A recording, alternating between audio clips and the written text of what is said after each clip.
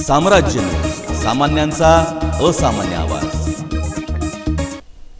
सोलापूर जिल्ह्यामध्ये संयुक्त कुष्ठरुग्ण व क्षयरुग्ण शोध मोहीम राबविण्याकरिता ग्रामीण शहरी भागातील लोकसंख्येच्या एकूण 36,54,620 लोकसंख्येचे सर्वेक्षण प्रशिक्षित आशा स्वयंसेविका व पुरुष स्वयंसेवकांच्या संयुक्त टीमद्वारे घरोघरी जाऊन केले जाणार आहे। वैद्यकीय अधीक्षक, तालुका आरोग्य अधिकारी, वैद्यकीय अधिकारी, प्राथमिक आरोग्य केंद्र व आरोग्य कर्मचारी यांच्या प्रत्यक्ष नियंत्रणाखाली त्यांचे कार्यक्षेत्रात मोहीम राबविली जाणार आहे। त्यासाठी जिल्ह्यामध्ये ग्रामीण भागाकरिता 1990 व शहरी भागाकरिता 357 अशी एकूण 2347 पदके नेमण्यात आली आहेत। गृहभेटीमध्ये कुटुंबातील महिला सदस्यांची तपासणी आशा स्वयंसेविकांनी व पुरुष सदस्यांची तपासणी पुरुष स्वयंसेवकांमार्फत करण्यात येणार आहे।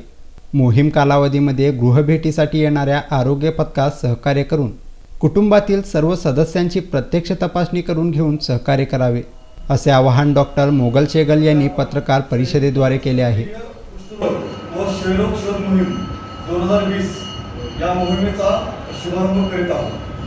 आपल्याला माहिती आहे, कोविड-19मुळे लोकांच्या मनात एक भीती निर्माण झालेली आहे आणि त्याच्यामुळे बऱ्याच लोकांना त्याची लागण देखील झालेली आहे। नागरिकांनी आपले गंभीर आजार न लपवता विश्वासाने पुढे आले तर अनेक आजारावर आपण वेळीच उपचार करू शकतो आणि ते पूर्णतः बरे देखील होतात।